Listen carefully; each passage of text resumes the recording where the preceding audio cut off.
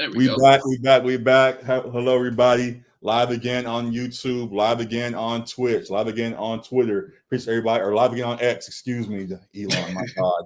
But back yet again. Appreciate everybody for tuning in. Continue to show love to the podcast here. It's your boy G, along with Alec. Also joined with our guy Matt today. Appreciate him for joining us. A lot of stuff to get to. We just had a live clips just posted to our YouTube page on LA Sports Report. Make sure to subscribe to the show. All live clips from our last stream are now uploaded there for you guys, talking about the Olympics, talking about the Lakers and their trade discussions and all things going on there. There's a lot of stuff going on across the league we want to make sure that we address. So again, as y'all continue to show up in the chat, make sure you follow LA Sports Report. Definitely appreciate that. And now let's get on with what's going on today. So as you guys have saw, the NBA All-Star starters were announced today. LeBron led the pack as he was one of the leaders of the West, and named the captain as we saw for another year as he continues to be one of the lead guys of the All-Star game. Again, this being his 20th straight year. What are your thoughts on him making the All-Star game again as a starter, and your thoughts as a whole on how the starters panned out?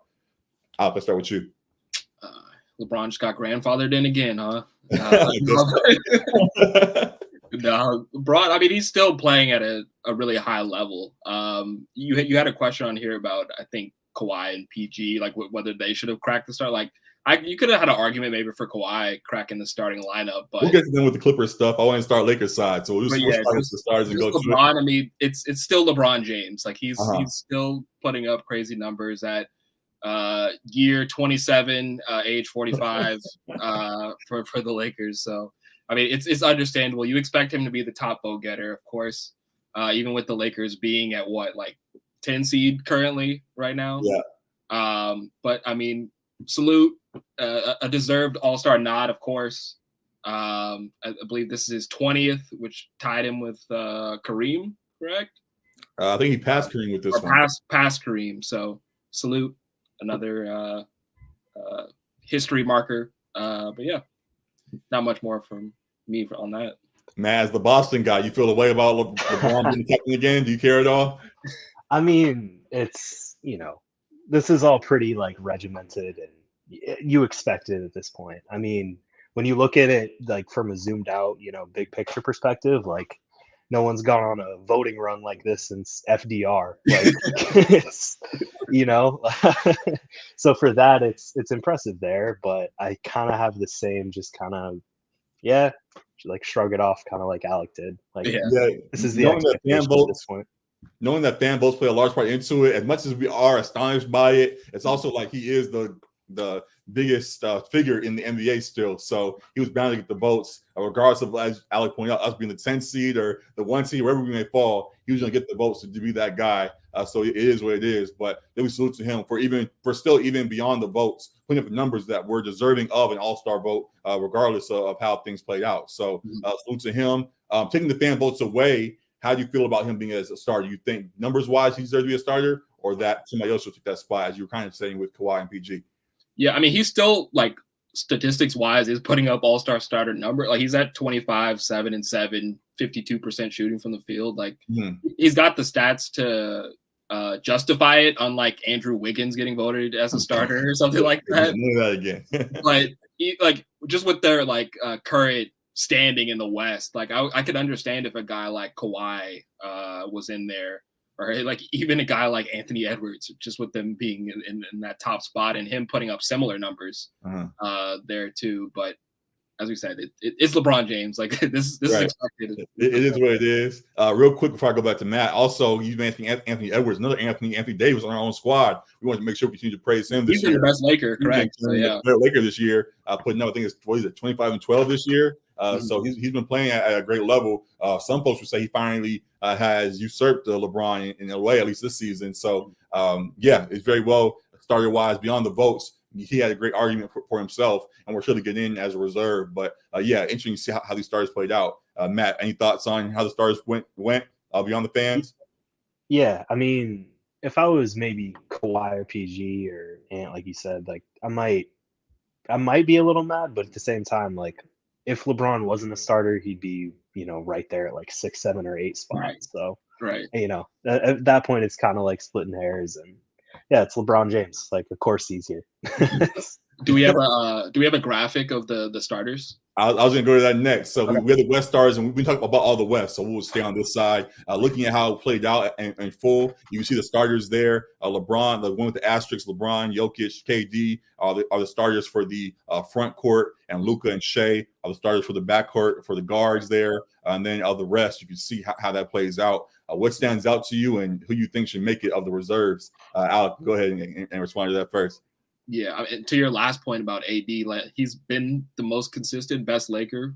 So would have made sense if he got LeBron's starting spot too. But yeah, definitely AD, definitely Kawhi. Paul George is deserving as well too. It would be cool to see a guy like Sengun get in there, but I'm surprised he was so high. Salute. He'll be on the probably right on the outside looking in for reserves, and then Steph, of course, and definitely. Honestly, I think Harden might get some love just with how great the Clippers have been for a while now. Mm-hmm. Kyrie, I feel like Kyrie's missed a bit of time. I mean, he's still great when he's on the floor. And it's like hard to keep like a guy like Booker out. Can I, my bad, Matt. Can I get my 30-second monthly Kings rant in real quick? The Kings haven't been talked about as much this year. It's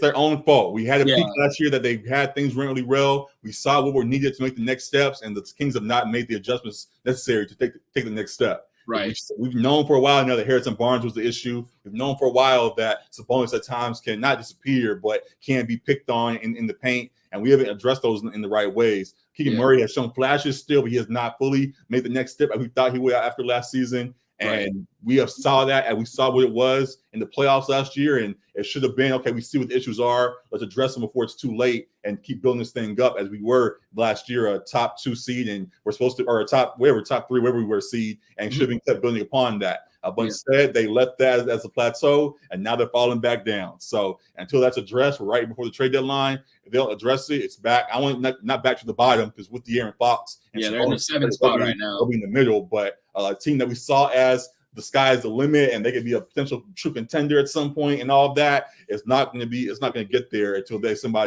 make a move to address the flaws that have been there all season. And they've been getting picked apart at times. They had a couple losses. I think they had 2 straight losses where they lost by like 30 plus, I think it was recently. So they have their issues that has, as a guy who follows the Kings, I've talked about, we've joked about, whatever. It's annoying that we all see what the issue is, and they just keep on letting it play out without doing anything to manage it. So De'Aaron not being fully in the race as he should be.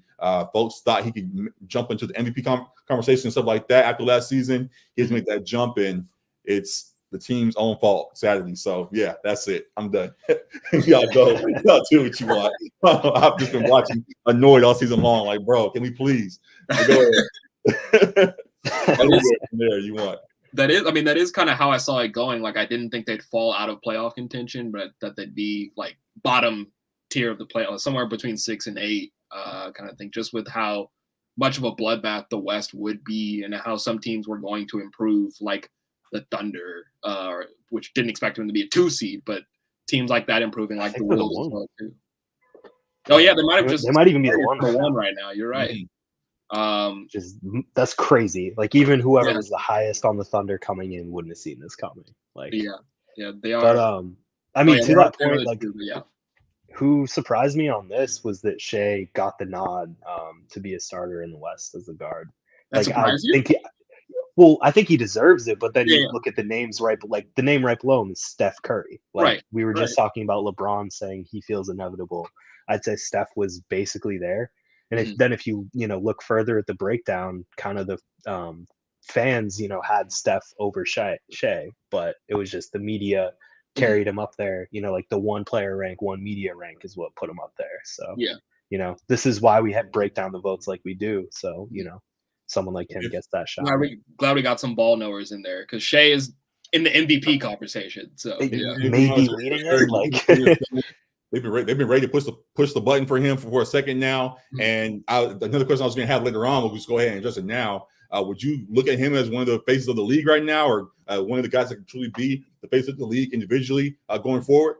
A guy that can be. I don't think he is currently, just because they don't get enough like spotlight. Like, they don't really get a whole lot of nationally televised games. They're about to get it though. Yeah, exactly. Yeah. It's like a team that like the NBA probably wishes they scheduled more nationally televised games Right. for. Like they didn't have him playing on Christmas or anything. NBA don't know ball, which is crazy. But he is a guy, like I said, he's top 2, top 3 in the MVP conversation. And this is a team that has skyrocketed to a top 2 seed in the West. So I think he has a very like aesthetically pleasing game as well too. He's not a high flyer, which for some maybe that's what they look for in a more like casual fan, but he does have a really aesthetically pleasing game offensively. I mean, he can pretty much do it all as a 3-level scorer. So yeah, I think he's definitely a guy that can be face of this league for many years to come. He's still really young, and yeah, he's just cool. He's got a cool factor as well, so that always helps. I chose this picture for a reason, and Shea, just they both have been positioning themselves a little bit, and both seem to be media-wise. They're trying to push the button on both these guys to really be the next face of the league and doing a good job with it for the most part, at least. Shea is a lot more, I guess, cleaner for the moment. Ant slips up sometimes, and we got to go too deep into that. But he gets caught with his issues every once in a while. But either way, on the court, they really have the flair and style and all of that has garnered a lot of fans, and to the votes are why they are rising up the ranks of the West for sure. So we'll see how things play out with them, but definitely excited to see how their careers continue to play out. I hope we get a match in the playoffs as they win at it. And they've been talking a little bit too between the two of them recently as well. So I did see that. See. Matt, any thought on the face of the league right now? Yeah, I mean, the face is probably, that dude we were talking about at the top of the show. I think until LeBron retires, they might even make him the logo afterwards. Like, I don't know. Nothing will surprise me like that. Yeah, we think Jerry West was mad on winning time. But yeah, I mean, back to Shea, like I would consider him one of the faces of the league. I think something you guys didn't touch on is he's probably the face of basketball in Canada right now. With the Raptors not being, at the top of their game, and him, not RJ Barrett. I was gonna say, man, the Maple Mamba is out there. But like if we're talking Canadian-born players, like he's really establishing himself as the guy right now, and I'm sure people will join him in time. RJ Barrett's a great player. He's back home now. I'm sure they love that. But Jamal Murray's somewhere cussing you out right now. Right, but I mean he's up there too, right? Like I'd probably put him between RJ and Shea, but he's not in the MVP conversation. Sorry, for sure. Yeah. So yeah, we'll see how that goes out. Definitely agree that they are positioning themselves to be next once Bron and is out the league and all of that. And we'll continue to see how things go with them. Back to the All-Star starters. That's it really for the West. We kind of addressed it all, I guess. Did we have actually say who we had as our reserves? Yeah, I was saying AD, Kawhi, PG, and then Steph, and probably for me Harden. And like I think Booker would probably get in there too for Phoenix, but got it. Going from there, the East side, how's it look over there? On the East, we got Giannis, Jason Tatum, Embiid, Halliburton, and Dame as the starters. I think that was a bit of a surprise for some. Dame getting the nod. Oh, he won the fan tiebreaker, I guess. Over Brunson. He's the starter there. And then we saw how the rest plays out for the East. Up top, Jalen and Paolo and Jimmy all contention. Bam, Kristaps, salute to All-Star Kristaps, as you guys joked about. Julius and Mikal Bridges. And man, get Derek White in the picture. There you go. Yeah, I know. I was getting to the guard. Yeah. Tyrese, Dame, probably heard Spray. He's low on the list though. Tyrese, Derek White, and then it's Drew, LaMelo, and DeMar. So good stuff there. This is kind of what we've been waiting for. Matt, make your pitch for Derek White to be an All-Star reserve, please. Go ahead. Leader of the campaign. I need to set the record straight. This has been a thing. Yeah, I've been in the comments of your videos. At the beginning of the season in the group chat the three of us had, I said Derek White will be in the conversation. And G not only ran with it, like I said, he's an all-star. He thought it was the most absurd thing I've ever said in my life. So then when the all-star voting comes around and Derek White's right up there, people are campaigning for Derek White to be an all-star. I was like, okay, my point's proven. I think he will be the first guy out. Like essentially, if there is an injury on the East team, as we get up to there, I think he should get the call. But looking at it right now, like I can't in good faith put him ahead of guys like Tyrese Maxey, Donovan Mitchell, or Trey. I just can't. And then, if we scroll up a little bit, because I think you get 7 reserves. So it's like if we look at the forwards, Jalen, Paolo, Jimmy, and Bam, I'd probably say should all be there ahead of him too. So I think he's the first. He's the next up. I think he still probably makes it if I'm a betting man. With a couple guys tend to go down. So but also you said 7, right? So I think so. Yeah. Jalen, Paolo, Jimmy, and Bam are the 4 that's bigs. 4. And then you have Jalen. Oh yeah, Trey. I was because of the caret next to Jalen's name. I was counting him on the team. Oh yeah, but Tyrese is next in line. So Tyrese probably is. G over there celebrating Derek. Hey, I mean, my point was just that he'd be in the conversation. And he was fully in the conversation. He had like the thing is, that was your point, and I heard that. But everyone, all the other Celtics fans were like, "No, he's an all-star." So that's absurd. We're reacting to them saying he should be an all-star. Reddick said he should be an all-star. A few NBA, ESPN guys say he should be an all-star. I'm like, yo, he is not an all-star. Look at the list. What are we doing here? He was getting the bring back respectable role players. That's all I'm saying. He was getting the Andrew Wiggins treatment without the Korean pop. Oh my gosh! I mean. But he deserved it more than Andrew Wiggins did there, though. Like he's been playing. Andrew Wiggins deserved an all-star spot too, just not a starter. He's bad now. He was good back then, so he was. But let's not forget prime Andrew Wiggins. Oh man. But I mean, like in my whole point, the first time was like, if Kyle Korver can be an all-star, like he's an elite role player, right? Yeah, that Atlanta team that had all 5 during his peak. He did it well. Yeah. So that was my thought, at least preseason, when I said that originally. I was like, for injury management, which has kind of been happening, like one guy's sitting per night for the Celtics, basically, and then that way everyone basically averages like 15 a game or more. And that was the path I kind of saw. But I mean, it makes sense. Might work out for Derek, but it's probably still just going to be Jalen and Jason. Probably, It kind of makes sense, the comparison you were making with that Atlanta team, because they were like the best team in the East, and that was why they were able to get so many all-stars and exactly. Celtics have been the clear best team like in the league for a bit now, so it makes sense that they'll get 3 or 4 guys in maybe. I mean, with the Porzingis injury tonight, it seems like that might have fallen apart for a little bit, but true. I think someone did, since the Celtics started to pull, or at least make a little bit of room at the top of the East. I think we're like 3 games, or probably 3.5 now with the win tonight, 3.5 up. People were like, are the Celtics the team to beat in the East? And thankfully, Coach Mazzulla was like, no, we haven't won anything. I don't know why you idiots are saying this. Like, politically correct answer.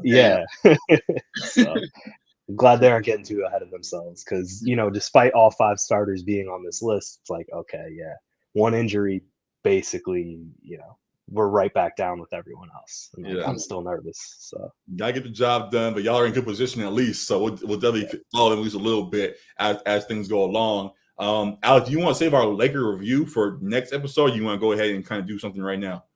We can save it. I just wanted to touch on the Dame Brunson thing real quick. Go ahead. Yeah, I think as you said, they had the tied like weighted score, and you said Lillard got the tiebreaker from what? What did it say? At the bottom, it says fan rank served as a tiebreaker for players in position group with the same score. Okay, so they got the fan, because it makes sense that he would get more fan votes. Similar fashion to guys like. Does it though? Because that was one of the things that confused me. Like, you think Knicks fans in all of this, and like Knicks fans have been intentionally vocal when Becky Hammon criticized him, when Candace Parker kind of came to her defense. Like, they've been going at all those people. And like you think Knicks fans, like huge fan base, they've been fighting for Jalen Brunson on Twitter. So then it's like, oh, you guys don't even actually believe it yourselves as a fan base if you weren't getting out there. That bumps him up to 5. I think actually would have been lower had not the media stuff. Yeah, I think guys like Trey, because Trey was like the leading vote getter for a while. Yeah. So, but like the fan rank, I was saying only for the fan rank. Like I know. I'm saying the fan actually may not have the pool isn't as big as you think it is. Also, Jalen Brunson has not been fully established yet as a star like that, though he's playing like one for sure. Just media-wise, folks are still confused about him. There's always, as you just pointed out, always confusion about how to view him and who he's going to be with the Knicks and all kinds of stuff. So he's not widely accepted as that guy, as the most notable name. So some of this stuff, though he has been hate, has also been helping him kind of rise up the ranks on the fan side. So that is why he has bumped up to 5, in my opinion, which has been helpful. But Dame has been established for a long time now. And we sometimes forget how much of a star that he is. He's been quiet somewhat for the Bucks so far, but he definitely has superstar pull at least from fans. So him being third is not surprising me at all. Yeah, that's what I was gonna say. Him being a perennial all-star, like he's gonna get those votes, like the guys like LeBron and Steph do. Even though Steph still was just outside of the starters too. But that's what I mean. I mean, Trey was ahead of Dame in the fan vote too. Mm-hmm. Yeah, so. yeah, he was. I guess New York fans weren't enough to push him over the edge, but I feel like because the average, like just an average casual fan, to G's point, I don't know that they know Jalen Brunson like that either. Right, definitely. And there are a lot of people that like don't pay too close attention that are just gonna pick like the guys they know, the big name that they do know. Mm-hmm. So it kind of makes sense to G's point why he would be 5th in fan rank. But he definitely had a legitimate argument to be a starter this year, just based off of his play alone. And then, like you said, there's been a lot of conversations between what Becky Hammon said, which wasn't crazy what she said, but it seemed like he turned up even more like after that too. Yeah, it was bulletin board material for sure. Yeah, for sure. But yeah, he has probably the most to gripe about as far as not being a starter with Dame. Like Dame has put up, I think, close to 25 still, but it hasn't been really talked about. Like me and G have talked about the Bucks earlier in the season. Like Dame has not been getting a whole lot of shine since being with Milwaukee. Like he's very much the Robin to Giannis's Batman at this point, which is not usual for him at all. So been very quiet. While he has been producing, he just hasn't had the same pull as it once did. Maybe Doc can bring the best out of him now as he's over there. We'll see how that plays out. But yeah. Yeah, no, I'm kind of a similar boat as Matt. I'm like, I don't know. I'm waiting for that to crumble in the playoffs. Yeah, well, most likely, but we'll wait for it to happen before we can. I will say Dame's clutch shooting does feel like the one thing that could counteract Doc's 3-1 curse. Like, it's just Doc will try his hardest to punt the games away, but Dame will just hit a 40-footer at the end. Right. Or if they play the Celtics, Middleton turns into KD against them. So. Oh God, I haven't thought about that man in years. Why'd you say the name Middleton? So there's always a way, I guess. But Batman.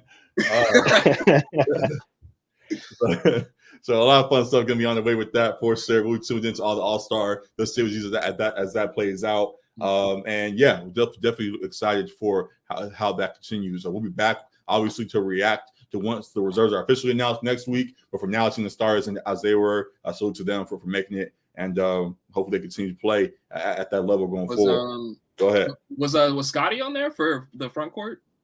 Scotty Barnes? Good question, actually. No. That's interesting because I know the Raptors haven't had great team success, but he's been really like probably second in comeback. He's good. Comeback, but most improved player. Yeah. So that's a little bit surprising that like Mikal Bridges is there, not him, or Randall's there, not him, kind of thing. But Mikal Bridges got that Her media package recently. If you saw that, true. Wait, what's that? Her, the singer. He had a little media thing. Yeah. He was playing. I've seen that. Yeah, playing horse with her. So I don't know. So that little media bump kind of. You got the stimulus package. Yeah, a little stimulus package there. All-star bump. Though there are a couple of guys that were up on the list before that aren't there anymore. Like we joked about, like Kuzma was on there for a second. Yeah, he shouldn't have been there in the first place. No, he shouldn't have. But just saying, folks, voting wise, it plays out different than what we actually see on the court sometimes. So Scotty not being there, I wouldn't say it's a surprise. It's just is what it is. With the Raptors not having as well of a fan base as they should right now. So yeah, again, we tuned into it. Where y'all want to go from here? Y'all want to go to more LA things? Y'all want to go to some NFL stuff? Somewhat of a chill pod today, as things have been kind of flowing in loosely today. So wherever y'all want to bounce around, we can do that. Want to talk about Raheem? Yeah, let's go ahead and go there. So salute to Coach Morris for getting the Atlanta job. Definitely a big victory for him, as he is someone who we as Rams fans have taken note of and just want to continue to give him his praise. What do y'all think about him getting a job over there over guys like Belichick, who had got 2 interviews prior to that as well? Yeah, a bit of a surprise that teams are kind of passing on Belichick right now. Maybe they're like, the old man ain't got it anymore. Okay, it's not as surprising when you really think about it. Thank you, G. For one, like, say more? Huh? Are you gonna say more?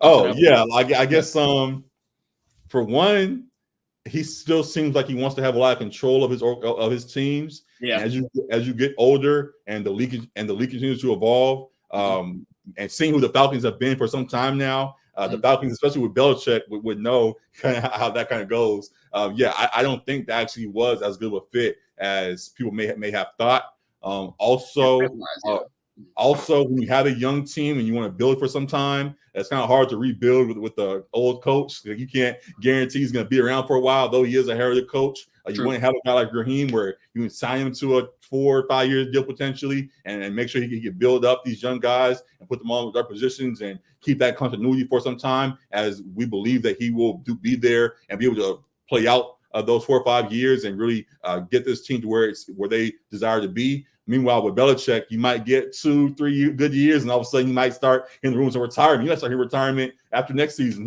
Who knows? Just with who he has become in the last few years, and then age playing its part, he is not as intriguing as folks may have believed.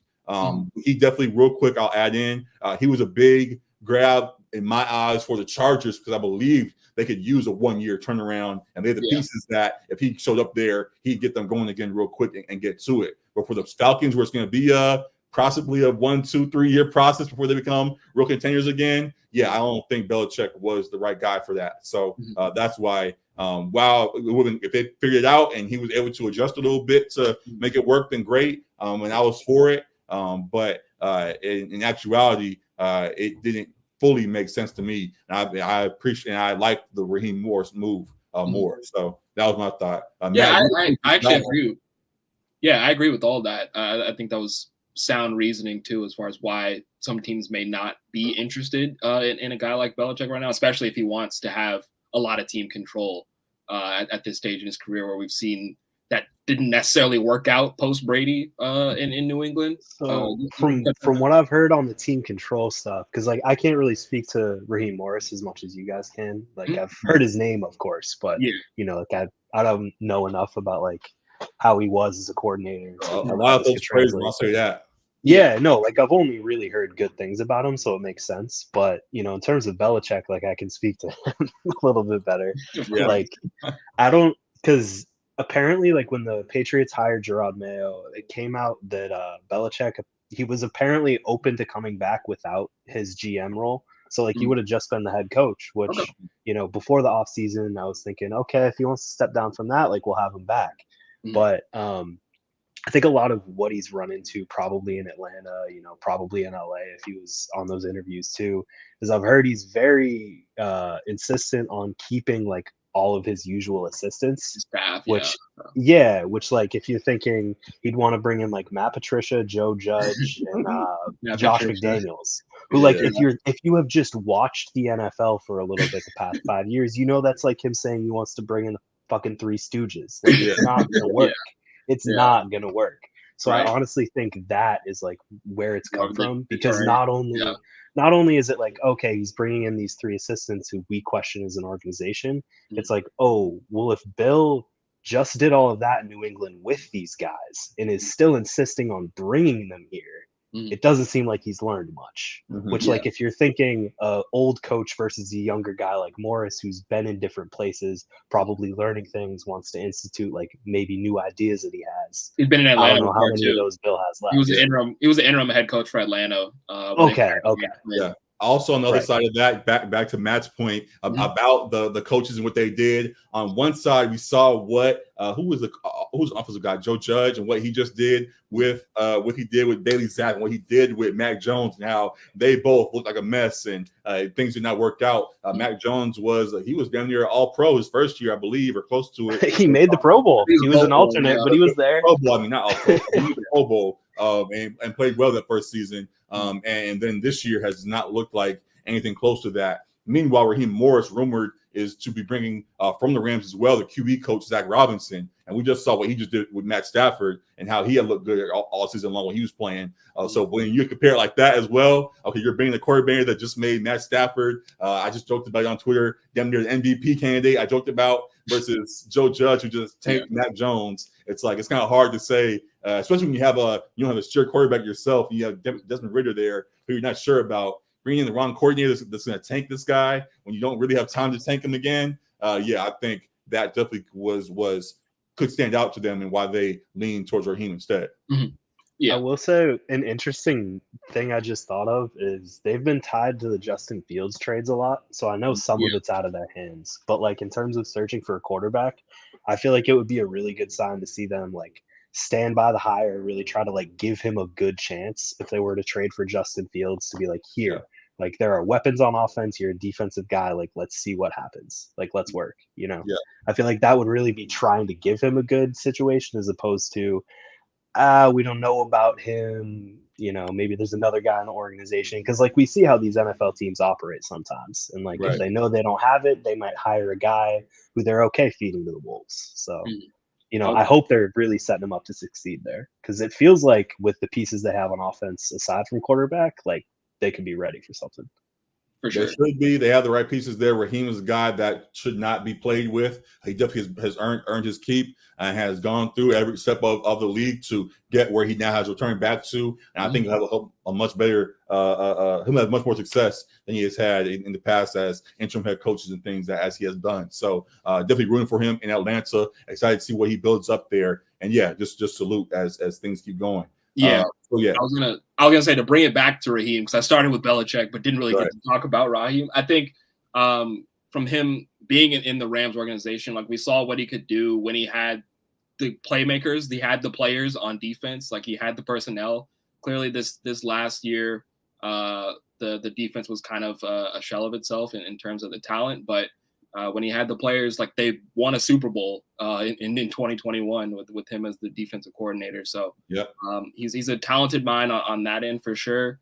And as I mentioned, like he was interim head coach for Atlanta back when they fired Dan Quinn too. So he's got some experience like with the organization as well, while they weren't successful because it was with a team in turmoil. But he's got a shot at a clean slate here with the team he's familiar with and that's familiar with him.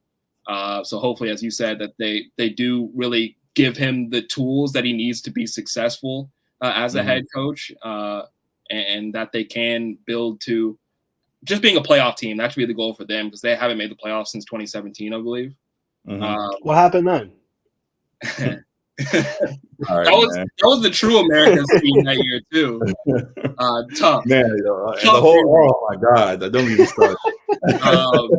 But yeah, hopefully. Hey, it's chill. I can talk. We could talk about that. No, absolutely not. I mean, we can, because it doesn't hurt us as much as it hurts the city of Atlanta. But True. But yeah, that was a rough history maker there for the Falcons that year. But hopefully, it wasn't his fault. No, certainly not. So hopefully he can help them get back to some brighter days and get back to the playoffs. For sure. Before we go on to more NFL stuff related to the Rams and Chargers and things, also real quick, I want to give a Laker update. They're playing right now, 45-55 versus going against the Bulls right now. We're going to see Zach LaVine flip to the Lakers anytime soon, or how are you feeling about the LaVine being on the market still right now? Seem like those talks have been very, very quiet. I know he's been hurt, like he's been out for a couple weeks, as I can attest on my fantasy team.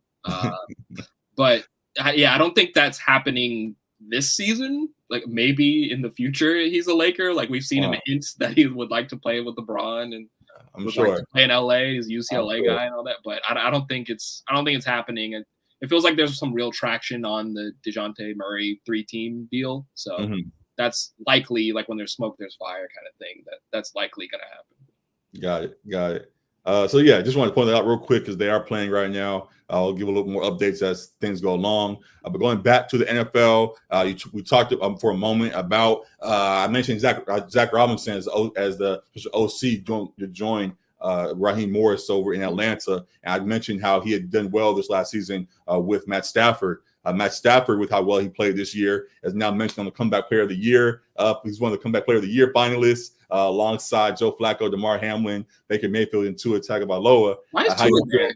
Huh? So why is Tua there? That was just be my point. If I'll go ahead and go first before I pass it to y'all. Okay. The NFL needs a most improved award because this has kind of become that. Like Kobe's guys, they were just ass and came back. It's like you weren't hurt, you just sucked and then came back. That's not a comeback. That's just you were bad. No, I really think it only applies. I feel like that only really applies to Tua here, though, because Matthew Stafford was out. What'd you say? To the point with Tua, we thought he was going to retire last year. Yeah, no, Tua had his injury, so they might be going for that angle. So Tua applies, but Baker and Matt, their injuries weren't severe enough to they were hurt, yes, but Matt missed a lot of the season. That's why I get it there. But Baker didn't miss as much. He was just not that great. He was okay last year. And Joe Flacco played last year. He just wasn't good. Yeah, well, I get that one because he came off the couch. Too. That's where I like him. I would say he's my pick for this, just because you came back from thinking you were retired, probably. You didn't officially announce it yet, right? Because you had this dream, but you probably thought you were retired, and you took this team to the playoffs. When did he sign with them? It was mid-season, right? Yeah, mid-season. Yeah. So to me, that's the winner here. It was kind of let's see what the old man's got kind of thing, and then he was just. It felt like a joke to me. Yeah. But DeMar obviously is the odds-on favorite. Come on, guys! I don't understand the DeMar hate in this. There's no hate. There's no hate. The point in the award is he died and came back from severe injury and is playing. Is back in the league. Playing in some regards, not necessarily a most improved, which is why they need a most improved award. That's the only criticism. He's not really playing. That's the only criticism people have, is that he's not really playing. He got the handoff, the fake punt handoff, which was terrible play call. But he didn't look very back in that play. The comeback wasn't so special beyond obviously coming back to life. That's the comeback. So, yes. That's why he is probably going to get this award. Yeah, I'm come on, people. I understand. I will fully argue against my Lord. He did not play. He didn't play. He barely played.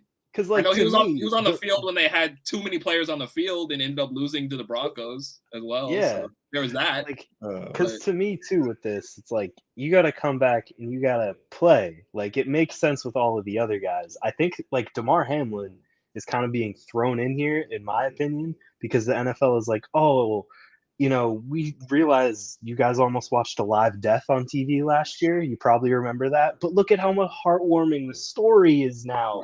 You should get another acknowledgement of some kind or something. But to me, if we want to, because I also, to your point of differentiating this between a comeback and a most improved, if we really want to separate these, because football is a very violent sport, there's probably going to be guys maybe not coming back from what happened to DeMar, but serious injuries. We can think of injuries every year where it's Alex Smith, for example, could be under this award. Right. Make it the DeMar Hamlin, put whatever, tough, true grit, whatever. And then even to that, with Alex Smith, when he came back, he wasn't great by any means, respectfully, but the fact he was able to come back at all and play again deserved acknowledgement, and which is why he got his next. He was playing reps though on that Cheesecake Factory burrito leg, so he was out there every time. DeMar, he did not think he'd be back at all. People thought that was going to be it for his career, also beyond whatever happened. So, but he's back.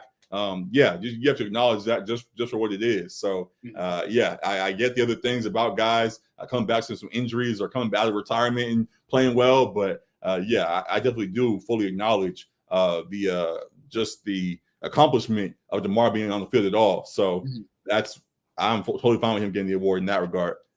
I think I also don't, because like I think a lot of why I don't like him getting the award is it feels very cynical to me. Like it just, drifting back to like, please feel good about this thing that you probably feel bad about. There's those NFL agendas at play. Yeah. But then the other thing to me that I just remembered is like there was a whole thing, like NFL preseason when people are making their like season long bets. And like I remember people being like, "Oh, of course Damar Hamlin's gonna win this." Yeah. Like I'm putting a bunch of money on it immediately. Like, yeah. So it's like I'd like all of you to eat shit. You're like, that would be great though. I agree with you on that front. Like all the betters. If Joe's trying to capitalize on this man nearly dying. It would be funny if, kind of to your point, I think you just made, if they gave him his own separate award instead, like they gave it to Joe, so he lost it and everybody lost the bet, and then gave him his own separate award. That would be great, right? Yeah. So it to me, that's perfect.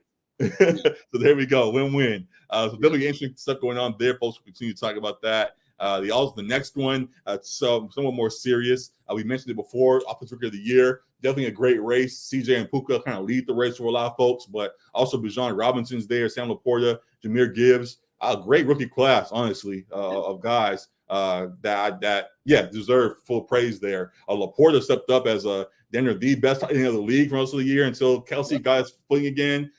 With how good he played, any chance he jumps ahead of Puka or CJ, or it's still a two-man race?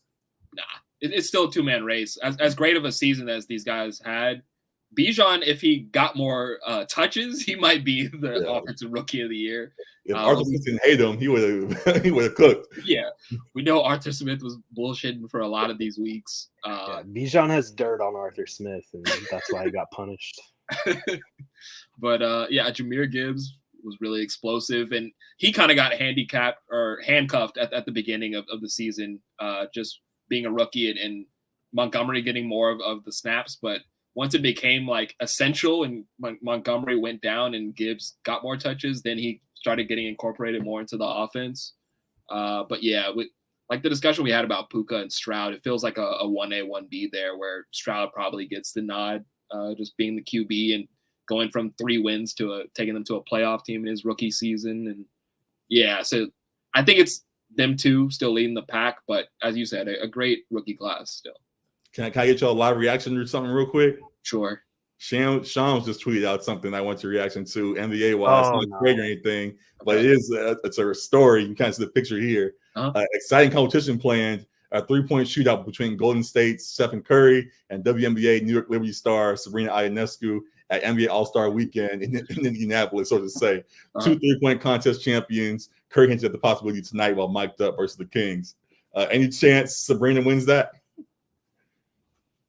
I mean, yes. I mean, she can shoot, but why? Gilbert Arenas just had a shooting contest, and women did well in that. Yeah. Let's not kid ourselves here. Shooting is the main thing where like it's almost analogous. Like there's not an athletic advantage to shooting. Like, testosterone doesn't help shooting a basketball. Exactly, no. That is the thing where definitely like a Sabrina could beat Steph, but this is still Steph. Like this is still like the best shooter of all time. That kind of was my point. Just knowing who Steph is. That was more of it. Just not about her being a woman. Of course, she's a shooter. We respect the WNBA fully. But Steph being snubbed from the All-Star stars and all of that might be on a mission to win his award, all his games this upcoming weekend. So that was more the point. But yeah, I guess that'll be interesting. I was scrolling just now trying to pull up some things for us here. I will say with that, my reaction, I think I kind of rolled my eyes. It was more, I don't think from a WNBA perspective, I don't think Sabrina earned this. Like she's like kind of the face of the league, kind of but I don't think she's really even top 5. I don't think she's the best player on her team. Like it feels very different. Really loved like that either, as I've been starting to see a whole lot. Yeah, and like she's getting hate for where her status kind of is in the league, right. Which that has to be such a whirlwind for like her, the individual. I didn't ask for this. Like, but I will say, I think her and Steph have like a pretty good relationship, so that might have been part of what led to this too. Yeah, but I mean, like you guys said, he looked at that. So maybe it's his idea or something like that. Who knows? But I think they're fine. But just in regards to face of the league. Yeah, she isn't as loved as Steph, we'll say, at least. But I think what I would prefer, honestly, instead of making it a competition, because like ultimately too, it feels like this is, it's giving Sabrina a great platform, and like, I hope they continue to try to weave the WNBA into all-star activities. Yeah. But like we had that Shooting Stars event like a few, I was gonna say they should bring that maybe back. like 5-ish years ago. That's That's like what I like better. And a woman, like in WNBA, Yeah, and an NBA player. Yeah. for like all the same franchise. So yeah, if it was like Houston, you could do like Cheryl Swoops, Jalen Green, pick an old Rocket like Hakeem.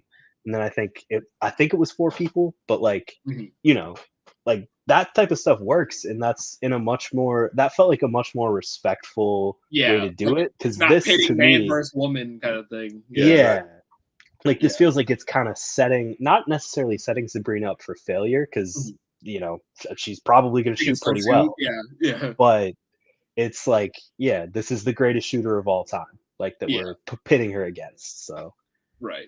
Yeah, that's tough. Yeah, gonna be a tough one, but we're doing All-Star Weekend for sure, and it'll be a fun time either way. And excited to see how Steph plays all weekend long after his being snubbed again, like I mentioned. Where does this even fit in to the event? Because like, won't they still have a 3-point shootout too? So like, I don't know if Steph's going to be a shooter for the 3-point contest, so he might just do this instead of the 3-point contest. I thought he retired from that after he won the last time. I thought it was he retired. That's how how they be talking. I retired from the contest, so whatever. But it'd be cool to see them do that. So we'll be tuned in for all of it, and just good stuff as things go along. The last thing I'll mention, going back to the NFL things and the awards, sticking with our Rams and people we mentioned before, Kobe Turner also is in the contention for Defensive Rookie of the Year. And there's a good list here, actually. Devin Witherspoon, corner for the Seahawks, as well as there. Joey Porter, a corner for the Steelers, is there. Jalen Carter, a D tackle for the Eagles, and then Will Anderson, one of the top picks, who is now on the Texans, are all in consideration. Kobe definitely has a good argument. The one thing I'll say before I pass to y'all is I forgot Will Anderson was a rookie, to be honest with you. Like, he's been playing so well. Like, I can't look at him like a rookie, honestly. I thought he was like at least a 3-year vet. So off that alone, I was like, why is he on this list? I thought he was a rookie like 2 years ago, but not a rookie this year. So it's his, and then Kobe probably next in line. But how do y'all view it? I will say I did hear Devin Witherspoon's name a lot this year, especially earlier on in the year.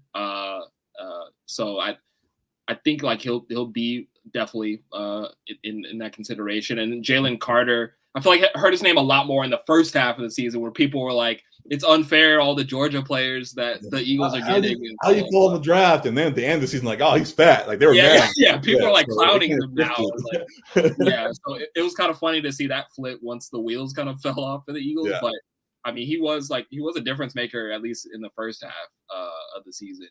But as far as like who the leader in the clubhouse would be, I mean, I think, as you mentioned, like Will Anderson probably would be up there. Kobe Turner was maybe the second best player on this Rams defense this season, so he definitely got to be in consideration. And Joey Porter Jr. For that Steelers team, that defense was kind of holding them up while behind Mason Rudolph and Kenny Pick Six, as you call him, and others. The revolving door of mid QBs that they had, and he was a solid piece on that defense. So and I don't know who would you say you think Will Anderson is the leader in the clubhouse to you? I said Will, and then Kobe, and then Devin. Okay. Yeah.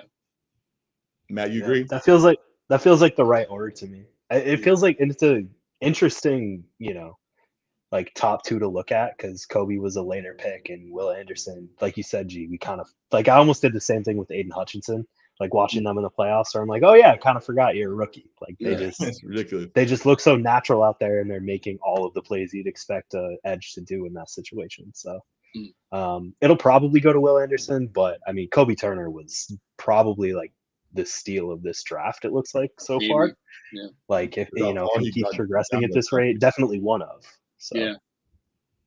Yeah, so another good race there. Hopefully, one of our guys gets one of the awards that we talked about with Puka, also in the a Rookie of the Year, Offensive Rookie of the Year. Be the other steal, just a lot of good stuff.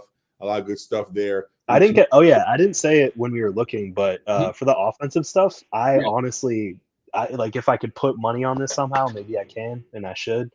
I think it's going to be co-MVPs, like Stroud and Oh, I Puka. mentioned that last app. I was like, can we do Yeah, co-rookie of the year? I Yeah. think they should. I don't quite know if there's precedent for that in the NFL, but like they should, because both of them had like historic seasons. Like Puka Yeah. broke like I think a 50-year-old or something. 60-year-old record, yeah. Yeah, broke a crazy receiving record, and CJ was CJ this year. Like we're already putting him in like the top 5 quarterbacks in the AFC, and they have all the good quarterbacks. So Yeah. you know, I could easily see that going co for the two Very, of them. very valid argument. Yeah.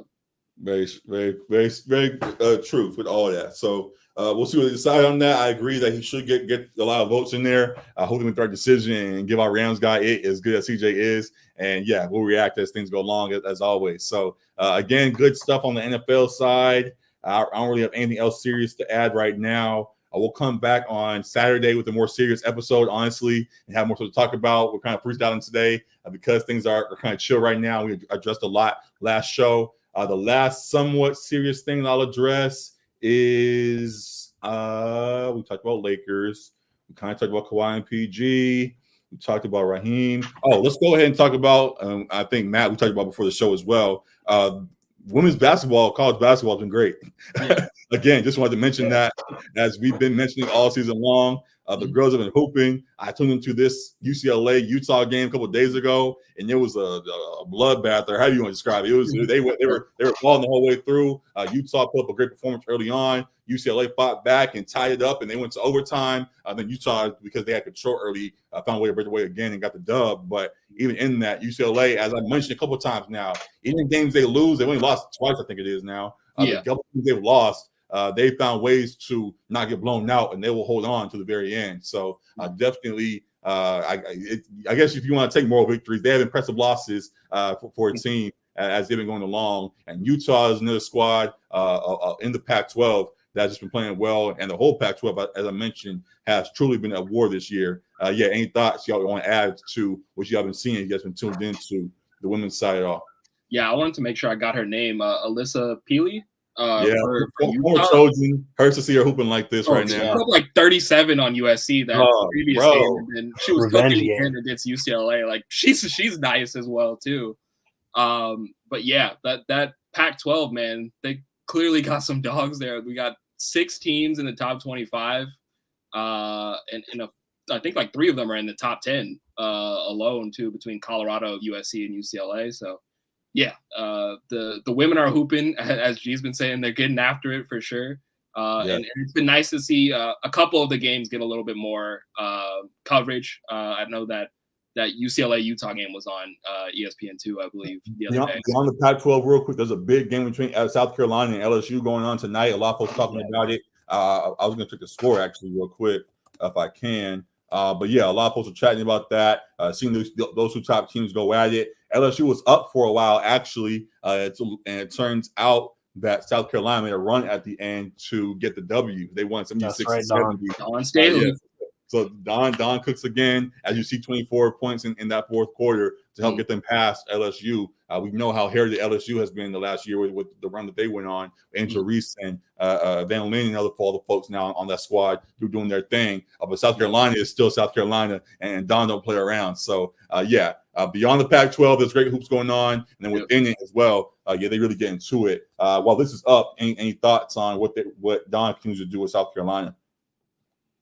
Dominance, I mean, man. she's literally like she's the standard now. Like, you know, I was gonna say, as we were talking about the Pac-12, it's like it's nice to see them basically feel on the similar footing as the SEC for women's basketball, because the SEC's, despite UConn's dominance, they've always been like the powerhouse conference. Yeah. If you think back to Tennessee under Pat Summitt, LSU is usually good. I mean, South Carolina's been incredible since Dawn got there. So, I mean, she's like changed that program. They're a powerhouse now. I don't see it changing anytime soon. She seems happy there.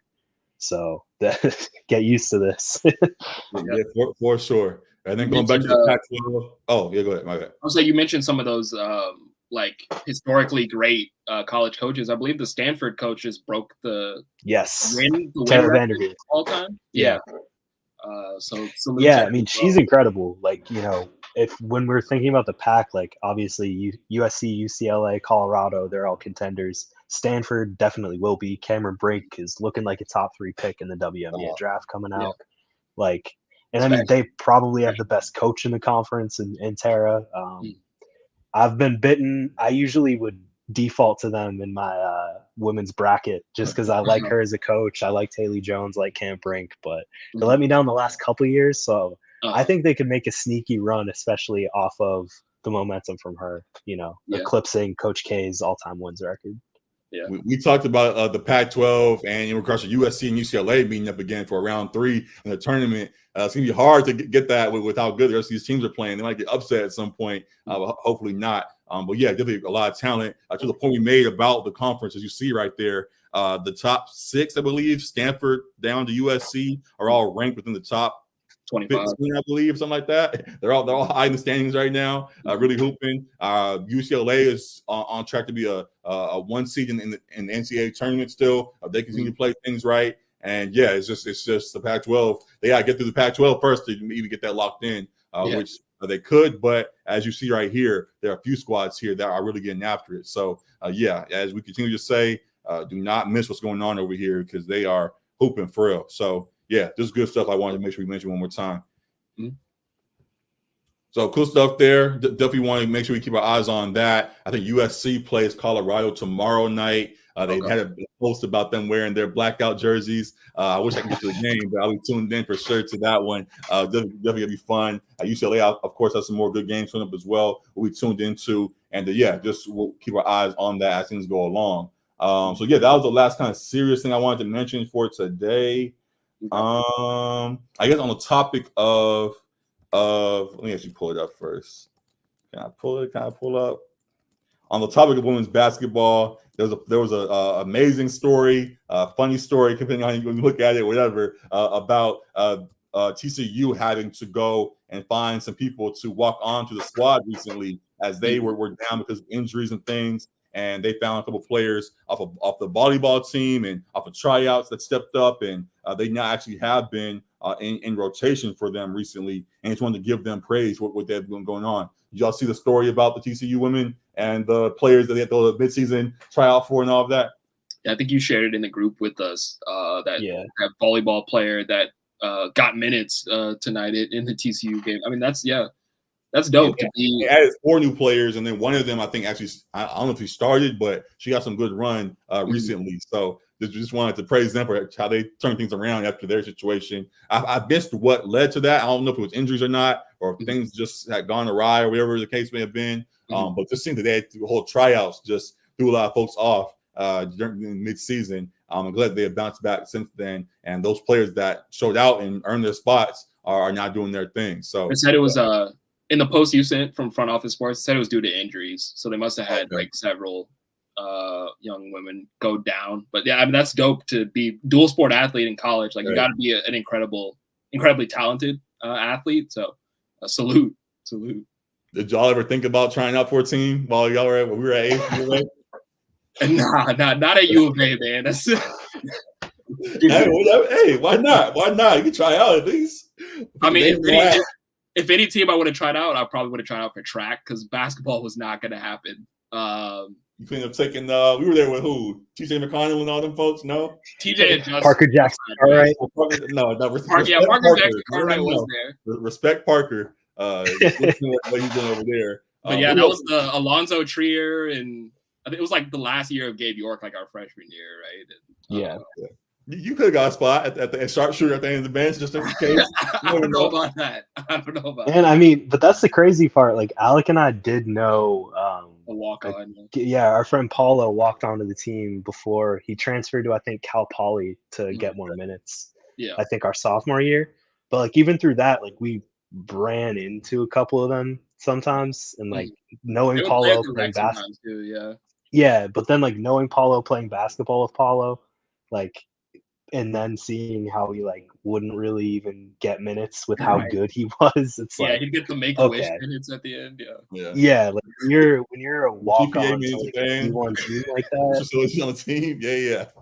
Yeah, like You that that means, on the team just to get the GPA up. They always need one of those guys. right. Our team averages Maybe that was his 3.5 role. GPA. Huh? What? Okay, yeah, sure. Yeah, that's right. Like there was even a clear gap between us and a guy who could walk on and play like that. I mean, I think we did a couple runs with Paolo, and we were just like basically like, let's just feed him the ball, like just throw him oops, that kind of thing. Like, yeah. Get out the way. Yeah, it's different at the U of A basketball level for sure. For sure. That was also the same time. Who else was there? DeAndre Ayton, I think, was there at the same time, right? Yeah, like later in our senior. So I don't think Paolo played with him. I think the Laurie year, because Laurie was before DeAndre. Yeah, it was like Laurie and like Alonzo Trier and our freshman year was Susan. That was when I was there. I know Alonzo was there. Who else was there that first year? Tarzuski was Ristich. Okay. Yeah. You said Parker Jackson Cartwright. Yep. Kadeem Allen might have been there. Kadeem Allen, yes. I was trying to think of that dude's name. Yeah, Kadeem Allen. Some legends. There was that other guard too that went. Gosh. Kobe Simmons. No, before him. There was the big kind of he's real muscular. Raleigh? Raleigh, yeah. That was like our sophomore, junior year. Yeah, I remember him too. So, they definitely, as though things didn't quite pan out for them NBA wise or whatever the case, just getting there is accomplishment. But just to your point about just the gap between the college guy versus the walk on and all of that, definitely a gap there, and was wild. So, I plans to play walk on for playing football there, and things come and things didn't go my way, whatever the case may have been. But definitely, amazing to them seeing that they were able to get there and really make the most of it. So salute to them for what they have done, and wanted to just make a comment about that because it crossed my timeline recently. So just a lot of fun stuff there. That really is it for the main stuff. We can stop all the serious talk now, I guess, and get to stuff that Matt's really here for. Let's load this trivia, and then we'll be out here. Hey, I mean, if we're not serious, good job to everyone for not mentioning that one Arizona player on those teams. I was about to. Yeah, I was like, there's the one redacted player that Matt had class with. Yeah. But I didn't want to go there. Yikes. Oh man, that's erased from the record books. It's Hoopgren. All right, so at this point, we pull it. I don't even know what to say about that. Honestly, let's move on to the. I'm going to the grids. There's not much to say. I'm going to the grids now. You clearly never put basketball first, even when we were in school. Oh my God! Yeah.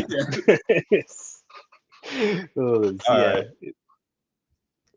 I'm putting up all these grids. All these grids are good, so I will start. This is going to be here. We're going to start with the I Call It game, though, but this is going to be available for us later on. Maybe not this one. When were the Hornets founded? Huh? When were the Hornets even? Yeah, we might skip this one. No. I'm only thinking about that King's knowledge. He keeps getting shown. I picked that. King's Thunder is tough, but we'll get to it later on. But first off, I Call It game. Let's see what this is today. Warriors and Heat. He got the team. I remember this. So it's got to be in like the last. D Wade banked in a three. It was like when he got. Oh yes. The Cavs. Yes. Yeah. All right. So with that, the Warriors are the away team. So we know who took the last shot now. Yes, we do. Heat are the home team. It's not Lucas Nogueira or whatever. Right. Last time. The year he went last year, right? Wasn't that like 28, something like that? Well, no. When was it? I'm terrible with the years. What was his last year? He retired after Kobe, right? That was after 2020, at least. Yeah, it was after Kobe. No, not after. I didn't. I thought he retired in 2016. Oh, at 2016. Yeah. Let's see. I think it was that year when the Cavs did that purge at the trade deadline and brought in Oh yeah, Isaiah Thomas. That's when he got traded to the Cavs, right? Midway. Yeah. So I think this was right after he got back to the Heat from the Cavs. Exactly. So it's like 2017, maybe. Around No. Was that the little, year? little Or was it? Or no? Was it? I might. the I arrow's don't know. pointing that way, so it has to be like yeah. 2018 or 2019. Oh. Off by 1 year. It's 2019. Okay. Yeah. All yeah, right. I was gonna say. Game type, regular season for sure. Regular Right? season. Yeah. Hold on. Can I get these ads? Oh, bro? jeez. Out the I mean, way. we know the Heat.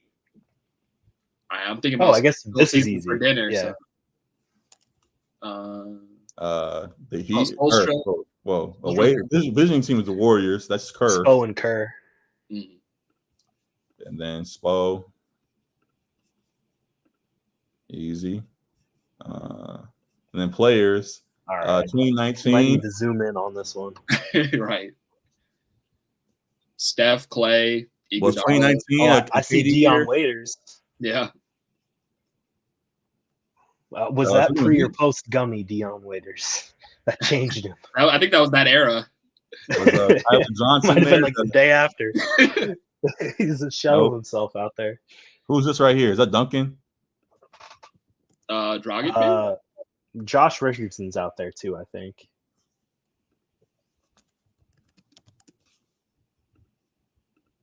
You get D-Wade already? Justice Winslow. Dwayne Wade. The Yang.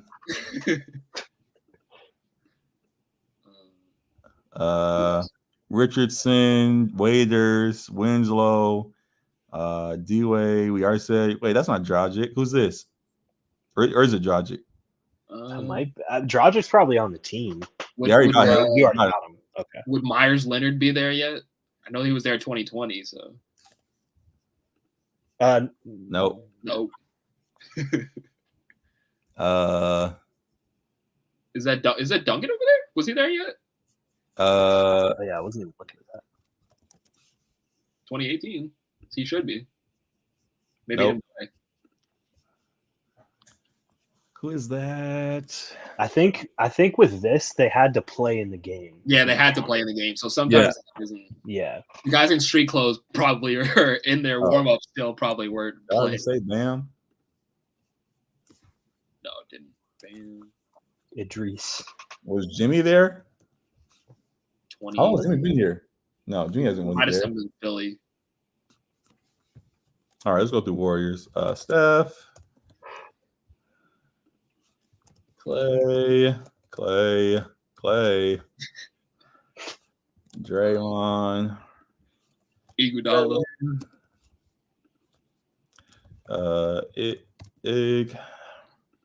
Can I get a Brad Wanamaker? Is this a Zaza year? Was he on the for Golden State? He would. I think he was in Golden State. Nope. Damn, he must have been with the Celtics still. Damn it. Was that a Jordan Bell year?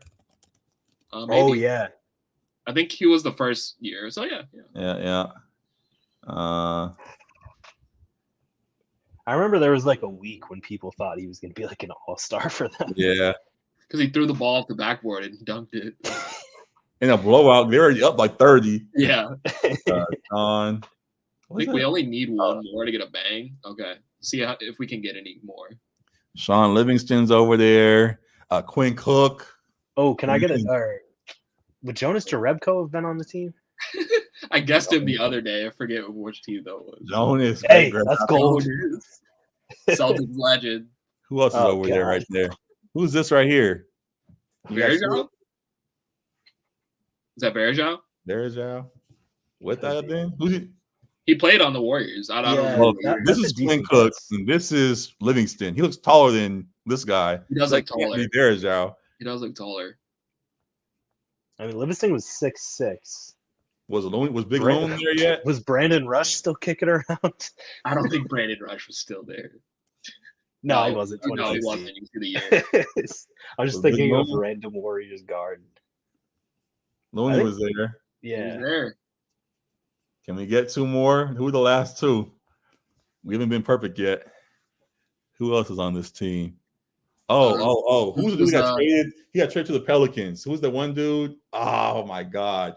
He was the I don't know who you're thinking of. He was Michael a guard. Mulder. Was Patrick McCaw on this team? That might be McCaw year. I remember him being like on the championship team like 3 years in a row. So I don't know. Oh, but this is 2019, so maybe not. Yeah. Oh my I think the god. Raptors. Was Michael Mulder there? I think it's MY. Who? Mulder? Michael Mulder. Nope. Oh. Oh, I'm not played. it's killing me. I can't remember his name. He was like Do we sharp just need one more for either team? guard. He was there for a 2 more for year. the Warriors. How many more do Are you we thinking have? of Anthony Morrow? Was it Anthony Morrow? I don't don't think think that he would have been there this. No. This Oh year. no, that was Yeah, way it retired in He was 2015. retired, yeah. I was thinking there in Pels, so that's why he came up. How many more Heat players are there? 4. 4. How many more do we need total? We we're have done. already enough for the bang, but Yeah. Oh, okay. I don't think of We're any. just I thinking. just wanted to see if I can get it, but oh well. All right. Let's see. I do want to see the list though. Yep. Alfonso Damian Lee. McKinney. Damian Oh, Lee. yeah. Is that who you were trying to think of? No, but Oh, Johnny Magruder. Damian Lee. how did we not forget? How did we forget to put Haslam UD. there? Haslem, yeah. we Oh, always I gotta forgot put about Haslem. Kelly's South Beach days. Oh my Yeah. god. Rodney Magruder. And then final last shot was D Wade, correct? D-Wade, yeah. Yeah, had to be. Unless someone like threw up a prayer at the end. No, D-Wade banked in a 3 to All win right. it. Yeah. 57 for 66.9%, Solid. whatever. Solid for a chill pod. We'll build on that going forward. Now going back. So first off, I'll show where all is there. There's the crossover grid with this: Doc Rivers, Heat, Pacers, Sixers, Celtics, NBA All Defense. We'll get to that at some point.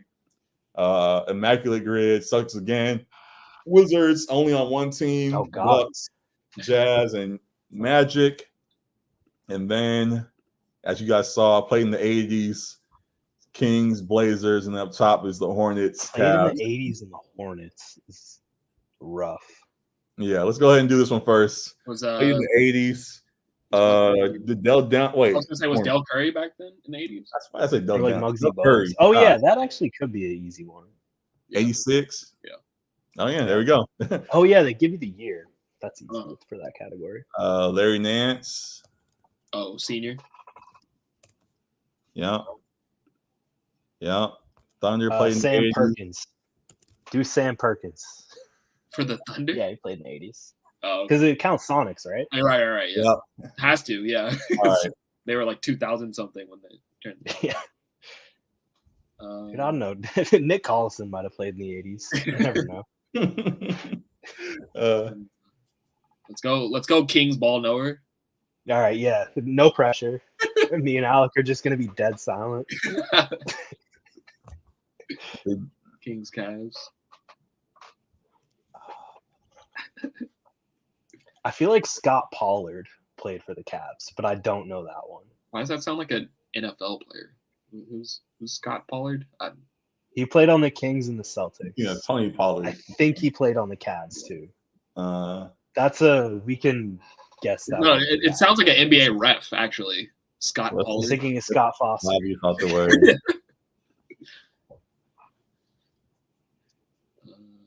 Sabonis. Easy pick. Yeah. I mean, easy Kings Hornets is Malik Monk. Yeah. Kings Cavs, Isaiah Thomas. Come on now. Come on. Y'all Kings. wanted me to flex a little bit. I was trying to think beyond the obvious, but there you go. Cool stuff. That's Pee Wee Herman right there. Justice for Scott Pollard. I'm looking up if he played on the Cavs. All right. Blazers and Thunder, Blazers, Cavs, Blazers, Hornets. Did we say Jeremy Grant did Thunder and Blazers? We said it before, I thought. Yeah. Cavs, Rodney Hood. Oh, Scott Pollard would have worked. Justice for Scott Pollard. All right. And then Blazers and Hornets. Thomas Robinson, maybe. I don't know if he We were- played for the we were Hornets. I don't know if he screaming played for the Thomas Hornets. Let's not do that for the last guess. It's I don't there's want no that pressure. There's guesses no on limit. this one. You can keep I said guessing. not. Oh, there's. Oh, okay. Yeah, Sorry. there's no Okay. guesses. There's unlimited guesses. Okay. Damn, we should have done Pollard. I can change it. Where's that? Oh, can you? Yeah, it's Scott with 1 T. It's the middle square. This? Where IT is. Yeah, sorry, IT. There you go. It is. You just want no faces on this grid? Oh yeah, no, that's always what I go for with these. Blazers, Hornets.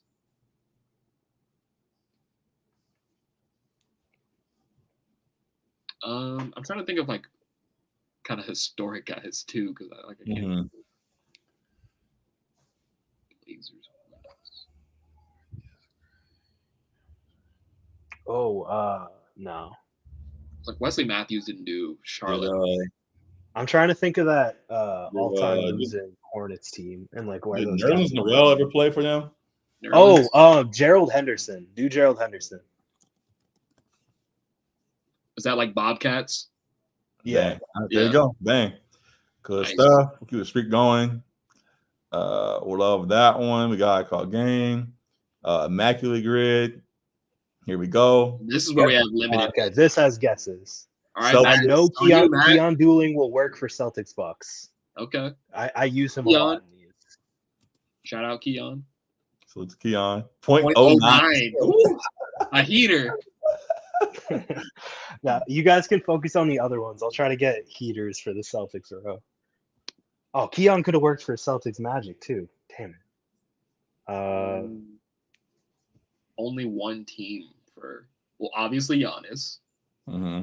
Middleton works for that too, I believe. Would Josiah's dad, did he only play for the Bucks? Oh, I forget. They work. Oh, wait. Come on, dog. Why did you do Thanasis? Wait, who did he play for? Who else did he play for? Oh, the Lakers. Did he play for the fucking Lakers?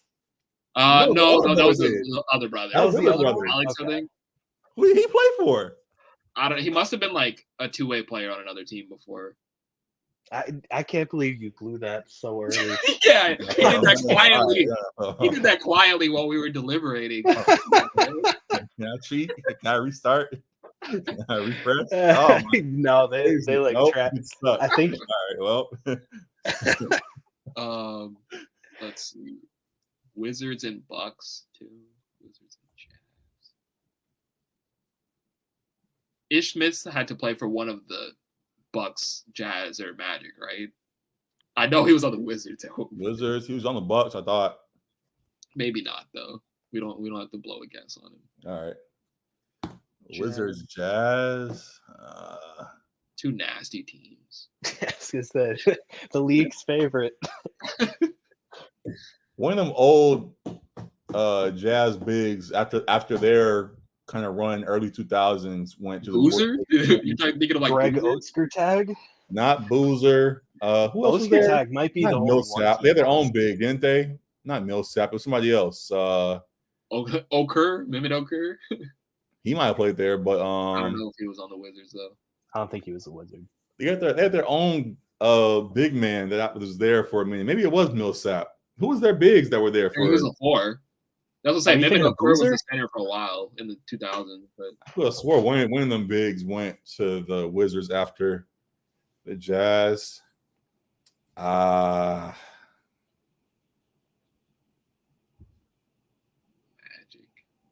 Didn't Dwight play for the Wizards, for Wizards and Magic? Yes. Yeah. Yes. 36. I have no idea if Greg Oatskertag only played for the Jazz. I just want to see his face on the grid. For what? For where? I think it would be Jazz one team. I think. I have no idea though. I just only associate him there. Let's see. He played 10 years. No. Damn. All right, when you play that long, it's hard to only be one. Yeah. Unless you were like franchise. Sundiata Gaines for that one. For Jazz? Yeah. I think because he's short contract guy. I think that might work. 2 years. Maybe. Nope. He probably came back. Only get on all the only one teams. Yeah, yeah. Let's see, Magic. Jameer Nelson would work for Celtics Magic. Yeah. He might not be that high, but yeah, you could go Jameer. For where? Celtics Magic. Celtics Magic. There we go. Nice. Only one team, only for the Magic. Just throw up. I want to say Danny Ainge, but I know that. Throw Celtics Middleton in Jazz, Bucks. but I know that won't take. Huh? I said throw Middleton in the Bucks one. Oh The yeah. entire career Or no, with he that? was a Piston. He was a Piston. Middleton Oh, was yeah. a Piston? Yeah, he was. Oh, a he got Pistons traded? second He round. got traded? draft pick. Okay. Yeah. I missed. He was there with Tobias. Yeah. Oh, okay. It's like his rookie season, yeah. The only reason I remember that is because on 2K that year, you always get the first their first not ultimate team. What is the 2K version? My team. Yeah. My team card would always be like Middleton or Tobias. And I hated Tobias. Wait, so you always been a Tobias hater? Where'd this come Yep. from? Because it's 2K. We Y'all found the origin. enjoyed me on 2K. That's fine. Oh my god. But anyways, No, I actually Tobias remember probably nothing to know I about. hated Dennis Schroeder for a while because he was like that his rookie Oh. year for me. And then he became a Celtic and stunk it up so you could hate him more. Celtics Jazz. Is that feels like there's a white guy for sure. Oh, I mean, Celtics Jazz. there's got to be a pipeline.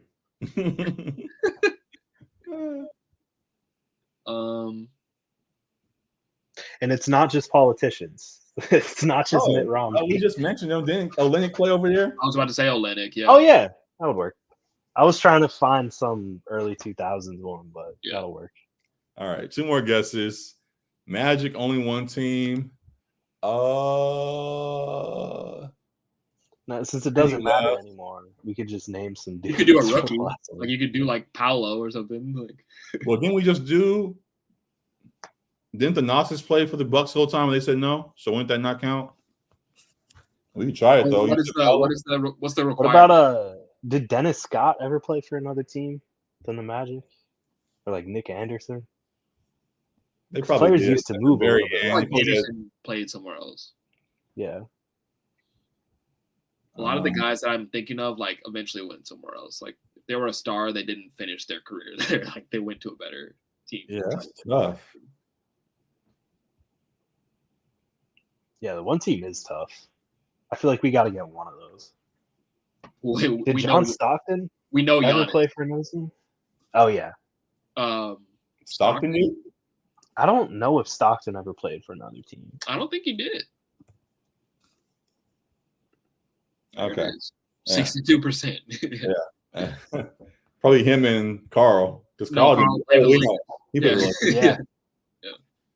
All right.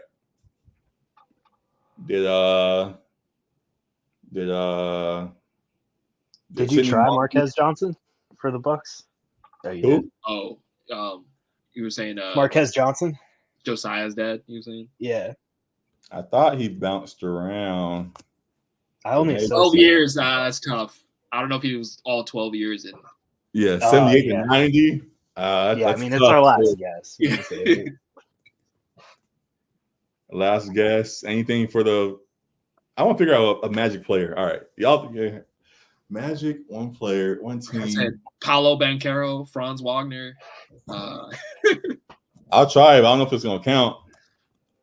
We trying it for our last guess? Yeah, might as well. Why not? Okay, they did give it to us. All right. The Nasus had to be a two-way player on another team. Hello, Giannis. Okay, Giannis would count it, but I Yeah, put the of numbers, course. so I messed up. Robin Lopez, Jeff Green, Gordon Hayward, Drew. Oh, yeah, there was our white pipeline. Yeah. I was like, I think there's been multiple Yeah, white guys that have been definitely. Celtics and Utah.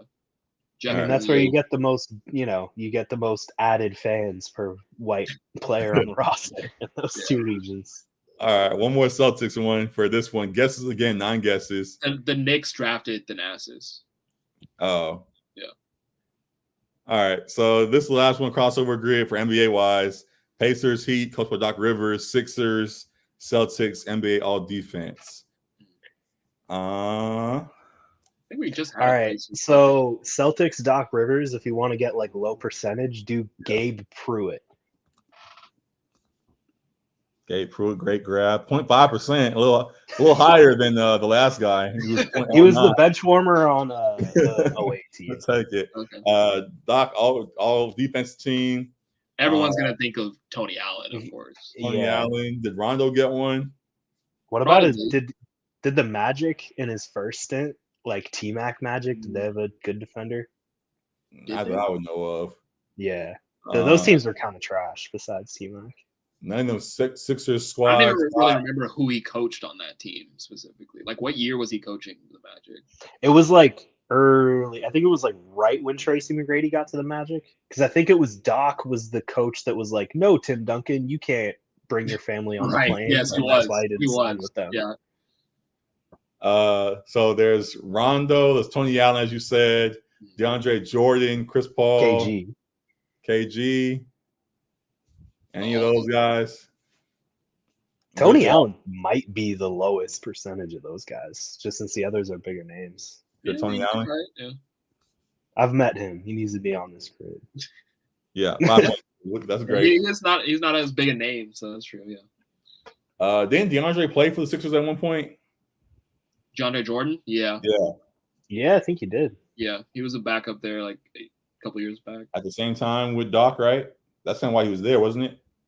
I would think so. Yeah, we can go with it. This one, or no, this does have guesses, but whatever. Yeah. That feels right. Yeah, okay. I didn't do that. Okay. Now we can move on from there. All defense for the Heat. LeBron, Alonzo Mourning, I'm sure got a couple of those. Shaq. I don't know if Shaq at that point. Maybe not for the Heat, but maybe he'll cross over. I don't know if they let it play. Well, he's Heat Celtics, Shaq. Did Ricky Davis play for the Heat? Oh, damn it. I was going to try to go you're trying to do for the Celtics. Yeah, you ruined my Celtics row. All right. But, I'm pretty sure Ricky Davis would have worked there, too. I think he might have. I remember him as like a Clipper, I think, too, right? Up here, didn't Joey Meeks play for both these squads, Pacers and I always say Joey Meeks for some reason, but Sixers and I don't think he was a Pacer. I don't know. Yeah, he was a Sixer, but I don't think he was a Pacer. I won't waste it. Pacers all defense though. Paul George might have got one. Might have. Did Hibbert get one before he? Hibbert might have got one that one year he played good. Yuck. That's really all I can think of, honestly. Oh, Ron Artest too. Yeah. If we want to go older. Yeah. Is it only have to be Meta World Or it Peace? might be Meta. Yeah. Meta World Peace. Yeah. You got Eric Williams is the Celtics Pacer that comes to mind. I don't for sure know if he was a Pacer, but who is it? Eric Williams. Eric Williams. For some reason, I feel like he was a Pacer. This one? Yeah, I'm a little iffy on it, but so maybe we can save it for last since we're still perfect on this one. Well, Joe Green was there, wasn't he? Was he on Indiana? I could have swore he was. Actually, yeah. I think when he came back, yeah, I think that would work. I don't know. I'll take the L. Don't go. All right. Yeah. All right. There you go. 1 point. Very low too. Yeah. Yeah, he was in Indiana. I think it was like right when he came back to the NBA because he was a Celtic before he left. Because I think he had one dunk contest with the Celtics and then one with the Pacers. So I remember his Celtics was the first one. Oh yeah, the Pacers one was when he blew out the cupcake on the ring. Yeah. It's kind of a big name, but Gary Payton, like Heat all defense. Oh, would he have? Gary Payton, because he was only old obviously. When he was there. Alonzo Mourning. Oh, does it have to? Does it have to be while they were there for this one? Oh, that's a good point. It might be. We just be safe, but it might be. So you can do Alonzo Mourning, maybe. Yeah, Zoe will work. Didn't you have an O? Or no, I thought There's no U. There's no U there, yeah. All right. Yep. Good stuff. All right. Moving on from there. Heat, Sixers, Pacers could be TJ McConnell. Yeah. Not RJ. RJ Great. Oh, dang. Big name. High? Damn. Yeah. 46%. And then Heat, Sixers. Wasn't that somebody recent just did that? Josh Richardson. Like a few people have. Yeah, Josh Richardson. Oh, right. Yeah, just go with it. Just our No, just go with it. Our one clean grid, just for the sake of it. Yeah. There we go. Great. Yeah, I'm not gonna mess it up trying to pull. Jimmy, Joel, Paul, LeBron. Yeah, with the big names. That Malcolm Jimmy Brogdon. picture still kills me every time. All right, a lot of good stuff there. Good NFL, NBA grids. We can go ahead and do one NFL quiz. See how this plays out. Okay. You guys can pick NFL players most career touchdowns in the playoffs. QBs with most touchdown passes in the conference championship game. We did rushing QB one already. Can you name? Nope. Let's do the 91 what was playoff it? Can you name what? to get can you name the QB and coach from the 1991 playoff teams? No, I cannot. No. Every rookie QB to throw a touchdown in the postseason. Nope. Career wins in the playoffs. Coaches and coaches with the most career wins in the playoffs. I'd be forgetting coaches, honestly. So that'd be on you. Oh, that bottom one. Can this you one? name every QB drafted in the first round? All right. Did we do that? Right. We can do that one. We did what was the QB one we did? We did the it was for rushing touchdown. Rushing? Yeah. Yeah. Okay. All right. So as you see, it's a very long list. 6 minutes on the clock for this one. Okay. The average score is 46.5. Can we get higher than that? Easy. Any bets on the over or under? Thoughts? I think we can get over that. 55. 55? All right. So it starts when we start typing. So all right. Here we okay, go. well, wait, let's take an old one first. Let's look at the old ones before the clock starts. All right. Just so we kind of. I don't know who number 18 for the Jets is. So real quick, my bad. Those old ones it goes. Is there a little breakdown? I thought it went breakdown. Oh, no breakdown. So I thought I was going to describe. I'm pretty sure it's just the number, the draft number that when they get drafted. Okay. Not their game number. They don't penalize you for wrong guesses, right? What did you say, Matt? They don't penalize you for wrong guesses on this, right? No. All right. It's only for just how many you can get right.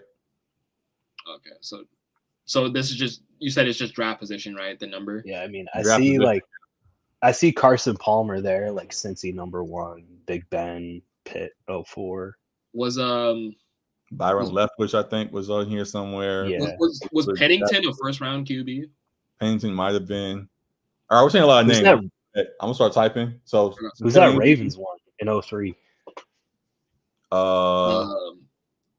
that is that Bowler or whatever his name is? Yeah, that's what I was gonna guess. Yeah, that might have been. No, that might have been it. All right, so we'll start with the old names. So here we go. Right. 3, 2, 1. Kyle Bowler. I have no idea how to spell that. Okay, him. Okay, all right. Chad Pennington. Yeah, try it. Mm-hmm. Who else did you say? You said Carson Palmer. Carson Palmer. Big Ben too. Matt Liner, I'm sure went first round. You said Ben Roethlisberger. Oh God, I got it. I was gonna say maybe Ben redacted. Lamar Jackson just came to mind for whatever reason. Patrick Mahomes is all the new guys come to mind, but say the old guys again.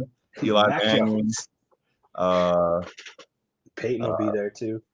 Mitch. Or no, was he 99? Oh, is this is 2000 and later, right? Yeah, 2000 and later. Was Sam Bradford first round? He was. He was first pick. He set the record for pay. I guess Christian Ponder incorrectly on one. You already put DeMarcus. Oh, you say Christian Ponder? Mm-hmm. Yeah. Oh no, not Tom Brady. Mac Jones. Oh, Stafford. Matt Stafford. Kyler Murray. Mark Sanchez. Say it again. Oh, Mark Sanchez. Matt Ryan. Andrew Luck. Say it again. Daniel Jones. Matt Ryan. Haskins. R.I.P. Ryan. Deshaun. Deshaun. Watson. Zach Wilson. Dude who broke his leg on TV that we mentioned earlier. I'm blanking on his name. Alex Smith. Oh yeah, Alex Smith. Who broke his leg? Was Colin first round? I think so. I don't know. Nope. No. Justin Fields. Patrick Mahomes. I think you already got him. Justin Fields. No, why are you saying Brock? Oh, my bad. I see. Who was San Francisco? Who was the bust that they picked? Trey Lance. Trey Lance. Yeah, Trey Lance. Thank you. Apologies to Mr. Lance and his family if they're watching. Yeah. Josh Rosen. Was Blake Bortles in there? I saw Josh Allen. Who else was in that draft class in that first round? It was like Josh Allen, Baker Mayfield, Joe Burrow, Burrow, Tua. Oh, thank God they had Tua. Herbert and Love for your early guys. Jordan Love. I've already got 36. Joe Flacco. Joe Flacco. Jameis. Jameis Winston. Marcus. Who is the tall dude for the Broncos who got overpaid by the Texans? That was, I think, him last time. It was Brock Osweiler. I thought. No? He's definitely on here. I know how to spell it. Maybe he was a second round pick, though. I don't know. I feel like I saw him when I was 2018. The Jets had a top 3 pick. You say Zach Wilson? That was Zach. You already did Zach, didn't we? I thought I spelled it wrong, Zach. Who was before? Yeah, we did it already. Someone else I was thinking of. Who was that? Was that Zach Wilson? In 2007. Aaron Rodgers? He's definitely on here. Yeah. I saw like a Packer at the 24th pick or whatever was on there. Did you already try Blake Bortles? I just saw another Jacksonville one. Yeah. Byron Leftwich too. Jared Goff. Come on, G. Carson Wentz. I think it's okay. Who else you say? Byron Leftwich, right? Is he the 2003 Jacksonville? What's Derek Carr's brother name? What's the first name? Carr something? David. David Carr. David Carr. 2004 for the Giants. 2004 Buffalo. Is that Bledsoe? Is Bledsoe in there? I think he was drafted by the Patriots, actually. Oh, okay. You put Mac Jones up there, right? Yeah. We're at 46, so we got past, but we're gonna get scroll down a bit. You can see the empty ones. Yeah. Did I get Atlanta 01? Is that Vic? Yeah, that has to be Vic. Yeah, go Vic. Washington. Oh, come on now. Oh my God. Oh, Michael. Huh. Yeah. Pardon me. Michael Vick. Cleveland 2014. Was that? Did we get Deshaun Kaiser in here yet? I don't think so. Did we already do RG3? Isn't that how you spell it? I got. Oh, that might be it. I don't know. Maybe just do Kaiser. Yeah. Nope. All right. Who else recently? For the Colts, Anthony Richardson. Tony Rich. Yeah. And then Kenny Pickett. 2012 Miami number 8 Ryan Tannehill. Yeah. Cleveland 2012. This is gonna be a name. A lot of bad QBs. Yeah. 10 seconds anymore. Tennessee number 8 11. CJ Beathard or something. Maybe. Nope. No. 51. All right. Should have said it at 50. Should have said it at 50. Oh, how could I forget about the weed man? Yeah. Brandon Weeden, Jake Locker. Josh Freeman. Oh my gosh. Oh, how do you forget Vince Young? Sam Darnold was on my mind. I forgot my own guy. Oh, that was the Jets one. Sam. Phillip Rivers. They got Phillip. Paxton Lynch is the guy's name. I don't know why I would Brock Osweiler. Yeah. But Paxton Lynch is the tall guy. Jay Cutler. Grossman. Teddy Bridgewater. EJ Manuel is a good grab. That is a good grab. Teddy Two Gloves. All right, that's a good one. There's some more names we could have got for sure. Yeah. We can go ahead and do one more for the sake of it. All right. And then we'll be done here. Let me refresh one more time. Yeah, okay. It's the list. Can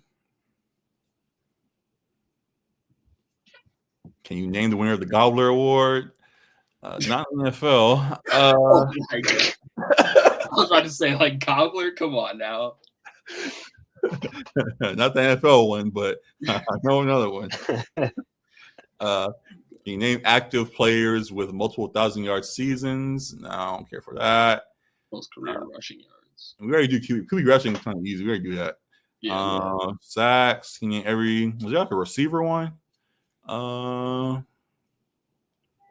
Most rushing yards. 35 or more touchdowns. Most catches in the game for every team. Oh, that's a good one. I like that one. I feel like that could be hard. It will be. Yeah. 4 more touchdowns in the game. Highest paid players. 2023. Sacks. No. Defensive ones would be tough for me. Can you every quarterback to lead the NFL in interceptions? That's a good one. That is a good one. We might go with that one. Now I want to say receivers. Yeah. Yeah. Oh, 200 receiving yard games. Multiple games. Multiple games with 200. If they at least give you I don't know if they could give you teams there because it could be average score is 42% for people, so it looks like it's a tougher one. All right, I think I want to go interceptions. Not gonna lie. Okay. Yeah. We know quarterbacks. It seems. Yeah, you stick with the QB ones. Yeah. Yeah. There's Jameis Winston. Is all right. So the quiz clue is year, team, number of interceptions, and then jersey number. Okay. I'm gonna zoom in. Help. Who even was Houston's last year? I forget that guy already. Oh, Davis Mills. Davis Mills. Oh yeah. So the average score is 24 out of 33. Dang, they nail their guys. I don't know if we're gonna get that high. Now I'm thinking about it. 30. We're going for 30. All right.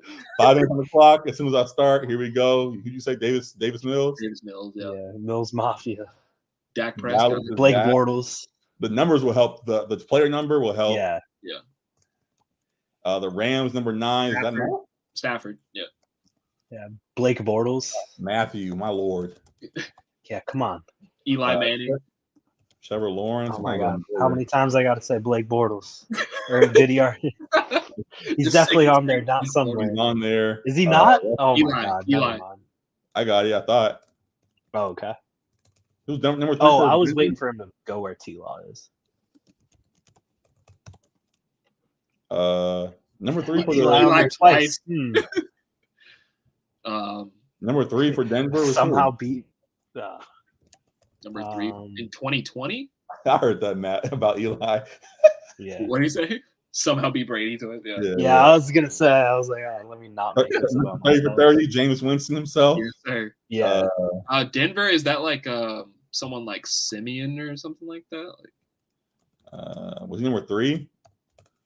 I don't know. I don't think he was 3. Oh, Drew Lock. Drew Lock.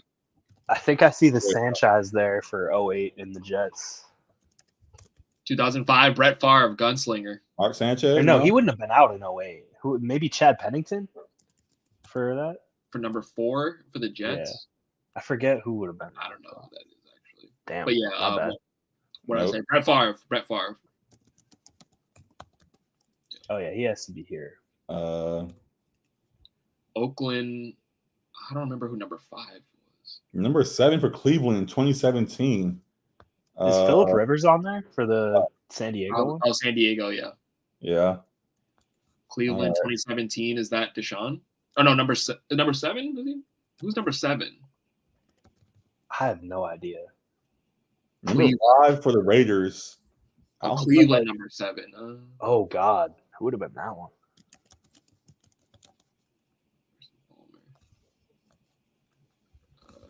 Dallas number. Is Detroit John Kitna? Was that their losing season?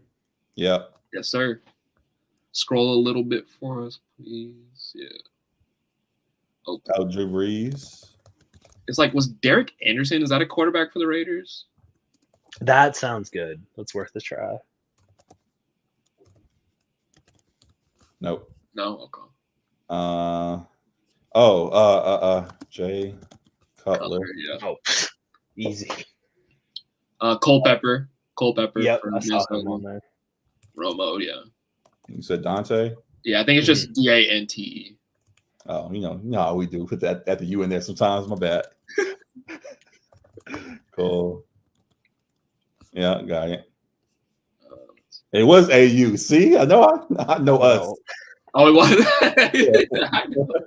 The old Chiefs QB. I feel like I know who that name is. 2001. Yeah, somebody somewhat notable back then too. Yeah, I couldn't tell you for that one. They had like the Priest Holmes and folks like that for them. Wow, shout out to 2004, three-way tie. Balling. Dallas, Denver, and Oakland. Can we get one of those guys? Jake Plummer. That's a good guess, Alec. I think for I Denver. remember him well. Got it. Yeah. Dallas. Yeah, who is the Cowboys QB pre-Romo? Dallas, number 16 before Romo. Wait, go to Buffalo real quick. What was the number? Ryan Fitzpatrick. Was he in the league at that point? I think that might be. He's somebody. Yeah, he's there. Yeah. All right. 4 more potentially. Who's that Cleveland one? That shit.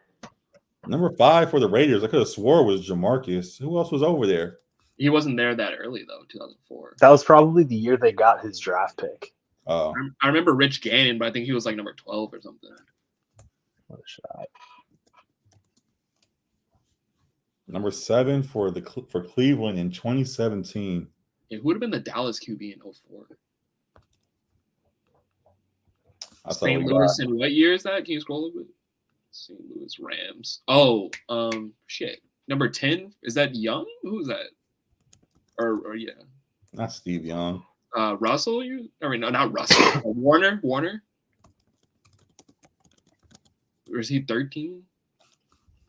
That's it. Damn. Kerry Collins. Oh, Deshaun. Oh, I should have guessed Vinny. Vinny Testaverde. I had no idea. Vulgar. I should have just guessed him being on the list, though. Oh. Got it. Testaverde on there twice. Oh, we do have NBA ones. I didn't realize that. You guys want to do an NBA one and call it a night? Sure, we could do one NBA one. Right. Yeah. What's the one they have there?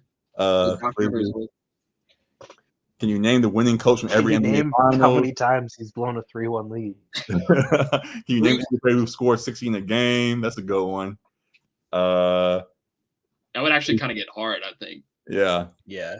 Players with 20 assist games, triple doubles every franchise, every active player with 10,000 points.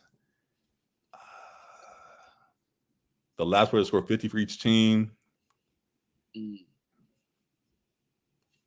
could do last player to score 50. That could maybe be. Yeah, that'd be a good one. Every player made 10 3-pointers in the game. Okay.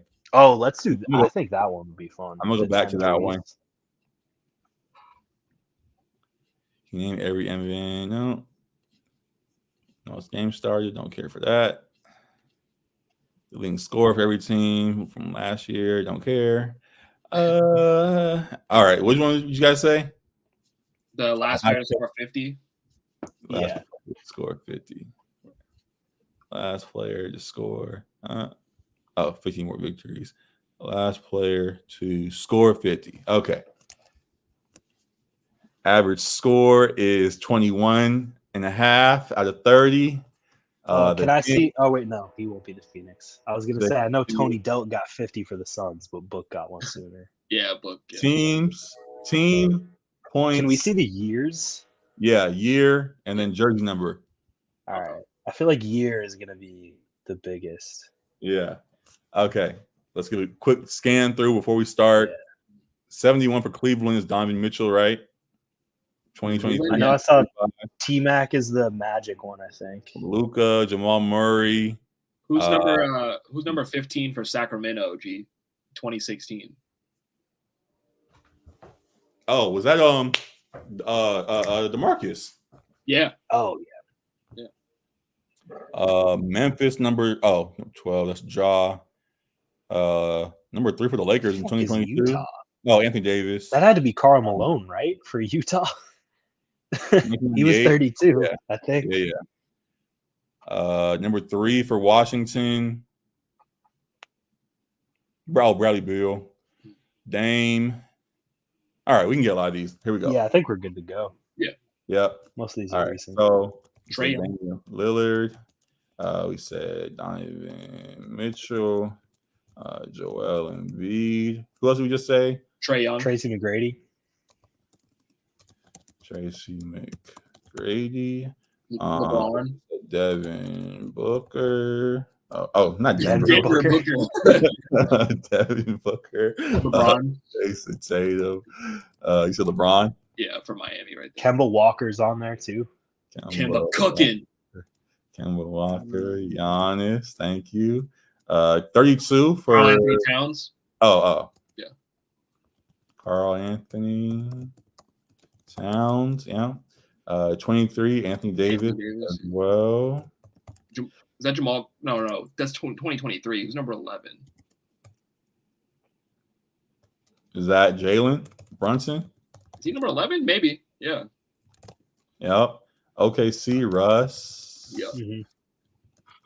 Number 7. Is the Brooklyn one Karis LeVert?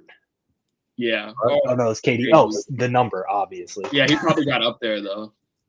I know he did on the Celtics, at least. Luka, Doncic. Jamal Murray. I thought I put that on there. Jamal Murray. Detroit. Detroit. Oh, who did it for No, Detroit? that's 2022. Detroit, 41. 41? Is that Sadiq Bey? Oh, did he have one of those random ones? He might have had a ton of threes. Yeah, he got one. Yeah. That's gonna be fooling us in fantasy. Number 3 for Houston. Is that Chris Paul for Houston? Scroll down. What was the year? Houston, number 3. 2021. Yeah, I think it would have to be. I guess 2021. Yeah, 50 Paul. No, 2021. That doesn't make any sense. He was in the Suns at that point. Okay, well, first off, I just remember this name, Bradley Beal. It feels like it should be Harden, or I guess since it's last, that wouldn't matter. Ja, yeah. We can get all of these probably. DeMarcus, yeah. With time to spare. Just off of Karl Malone. You haven't put him yet. Siakam.